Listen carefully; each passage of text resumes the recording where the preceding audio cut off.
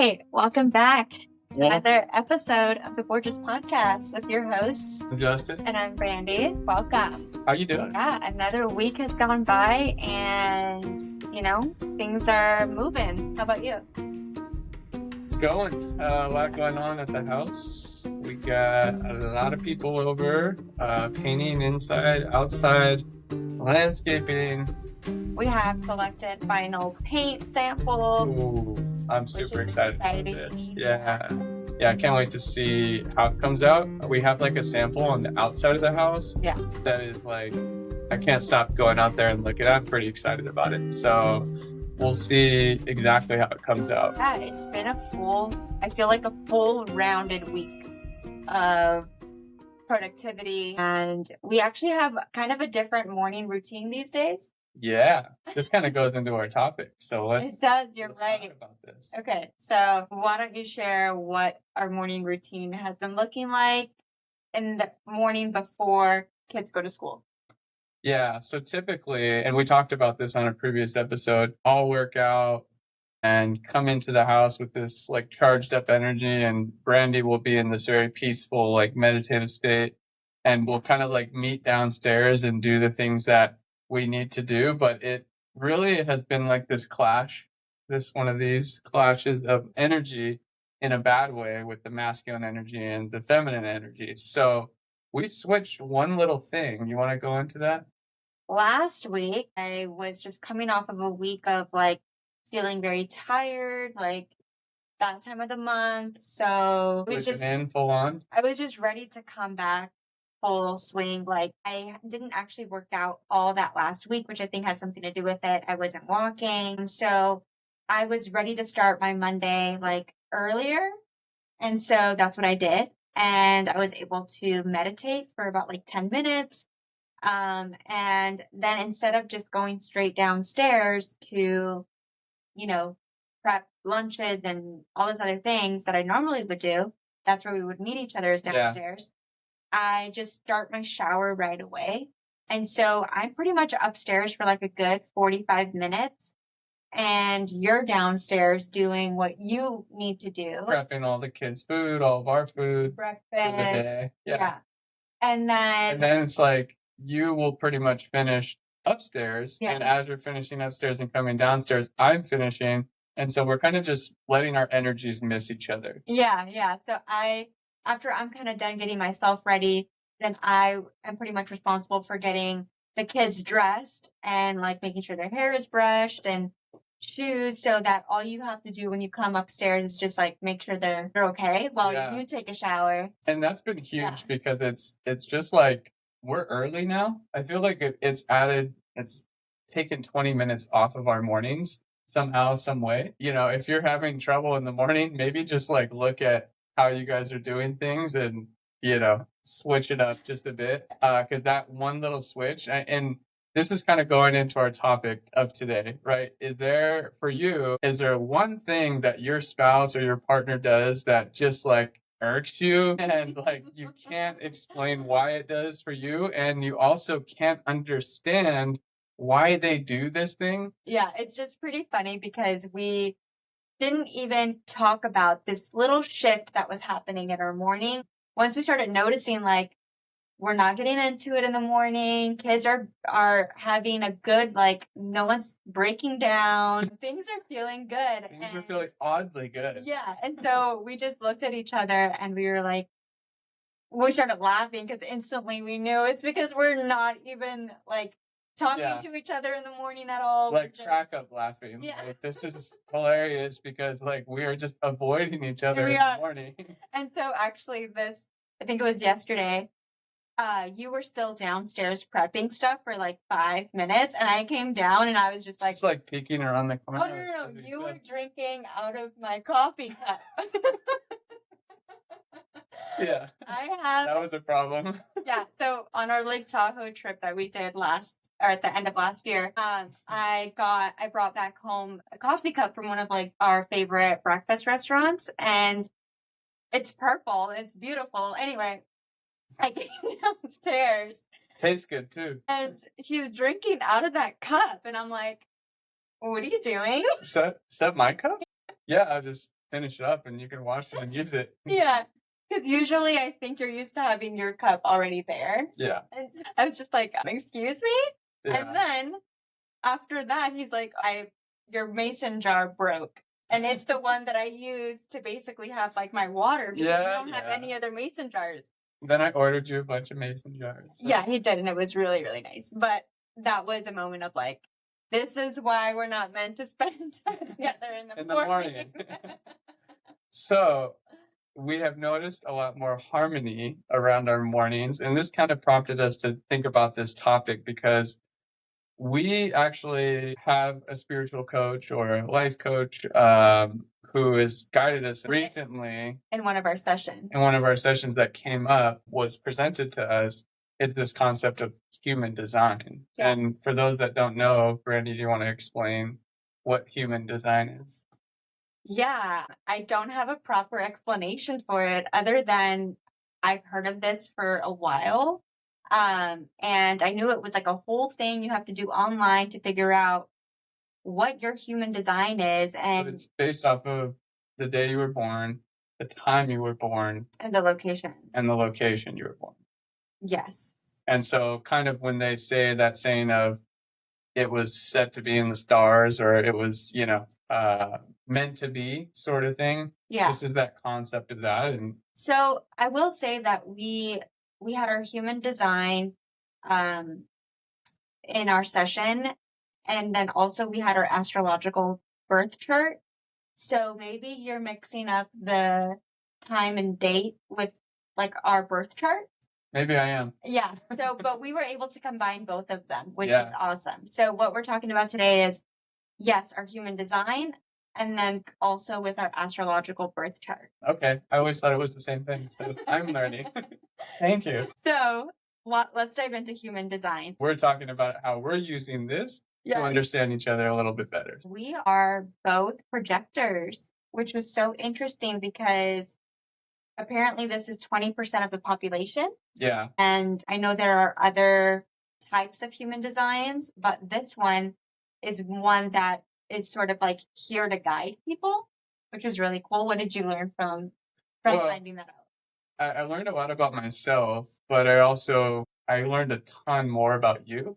And I feel like, the reason we're discussing this now is because working together, we've overcome so much and have really gotten on a great path. I mean, especially like the last 2 years being business partners and life partners, we've come a long way. Yeah. And I feel like this session we had was kind of like, it was very enlightening and I learned so much. One of the small things that I learned, going back to the thing that just bugs you about your partner that you don't understand. Brandy is always wanting to do getaways. And it's not so much that it bugged me, but I'm like, here we go again. Yeah. Like she wants to just driven to go on trips. Yeah, I get excited about that, just thinking about it. And you're usually not excited until maybe like the week of or the day before or that morning. Yeah. If we go, then I'll be all in and it'll be fun. But like the thought of doing it is like,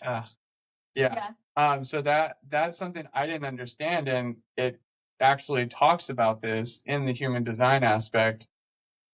And that was one thing that I was like, okay, so it's not her. She's not choosing to be this way. It's just how she is. And that's one thing that I never really understood with Brandy was why. But after seeing this, who she was born to be. Yeah, apparently. Breaks. Yeah, I think for me, it's, I definitely value memories and experiences. Yeah, that's what it says. Yeah. And so, it's less about like, I need to go here to be able to say that I did it or, it's just more about like, I get these like itches and inklings to go and experience. And even for the kids, like, instead of, doing something extravagant for them in another way, I'm like, hey, let's go and experience, like we just went to the San Diego Safari Park. Camden loves animals. Like, how can we incorporate that? Yeah, and I think when I heard that, it was like immediately like I felt guilty for being like judging her for that. And it just felt more like she wants to create memories with our family. Like, that's awesome. Like, it's really like coming from a place of understanding. Like, Yeah. it And then, really lifted the veil on that, because it was almost like you just want to go on these extravagant vacations. And yeah. yeah. And then also, I think something else that was interesting is the scents. Oh, yes. Yes. So I have like a extreme sensitivity to scents in the house, and like things tend to give me headaches Yeah. pretty easily.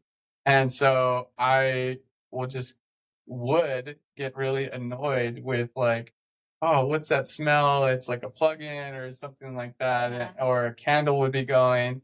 And come to find out, you're very sensory, like the smell sense is her strongest, and like that is important to her. Yeah, for sure. Like just even having over the holidays pine cones at the house. That was Yeah, like something different I tried because I know that the scents bother him. I like cinnamon.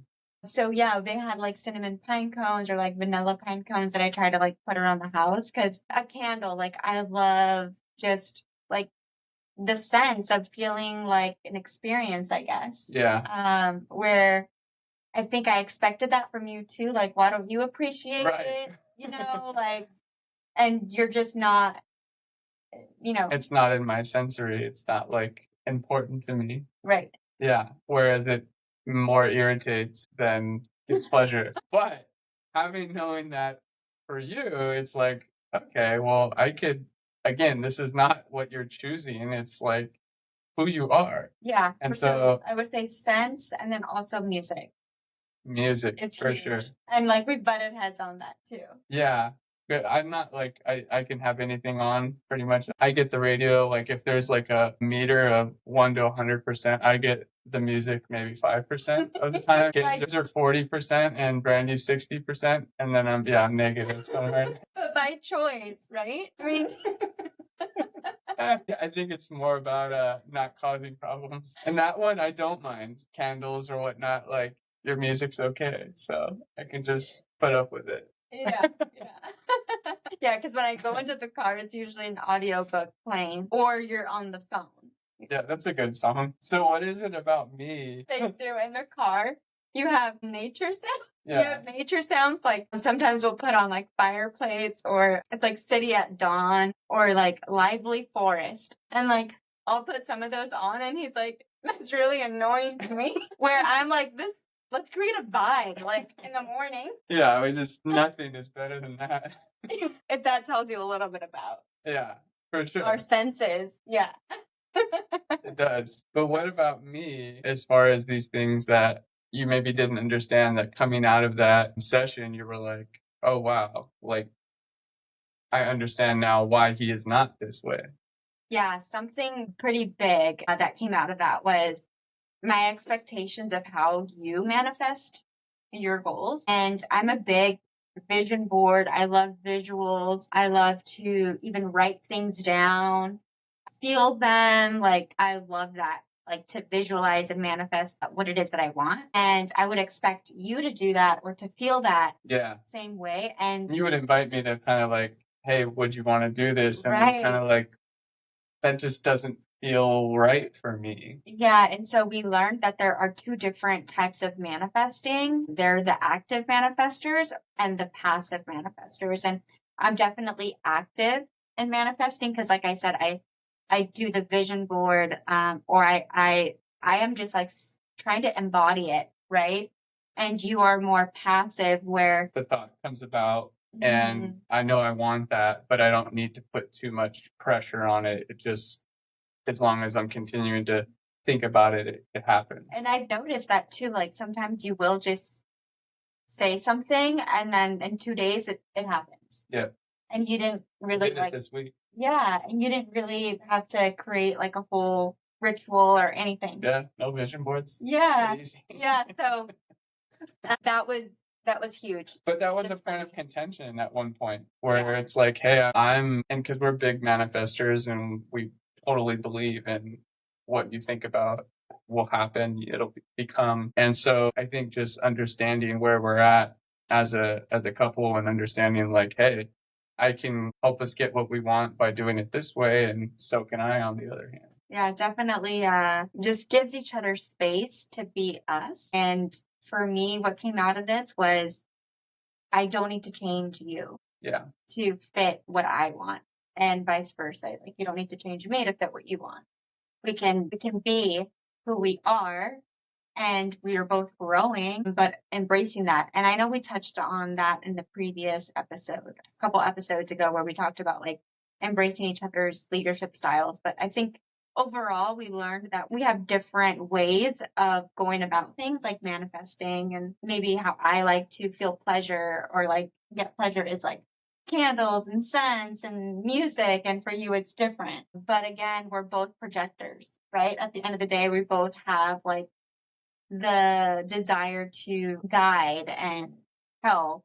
And I think, the overall conversation is bigger, right? It's, hey, this is something to help you understand your partner a little bit better, but really like analyzing and talking about difficult conversations that you've had or situations where things went wrong, and being proactive about like being okay, being vulnerable, and hey, when this happened, I felt this way, and talking through it. Because that's the biggest thing, is really the ability and the willingness to have those conversations that are difficult. There are certain days where we're just like, what is going on? We are off. And it really takes like a walk together where we're just breaking down like, well, this thing happened, and then I felt this way. This is a piece of the puzzle. It's not the say all be all. And if your partner is, you figure out that they like to do really terrible things, and that's part of it, then, I'm not saying it's okay. That's who you are. But I am saying like, understanding at this deeper level, assuming you believe in all this, because we are big believers in it. And I think that it's, clear as day once you really look into it. Oh, there you have it, guys. Human design. Human design. It's fun. Check it out and go deeper with your partner, and let us know what your human design is, because clearly we only know one, which is seer. So projector, which is like a seer, I guess. Yes. Okay, got it. I don't know anything. All I know is I learned a little bit about her. Let us know what you learned about yourself or your partner that you thought was hilarious, because there's a lot of those moments. Yeah, let us know over at the Borges Podcast on Instagram, and follow us on Apple Podcasts and Spotify, and subscribe on YouTube. Thanks a lot. Bye.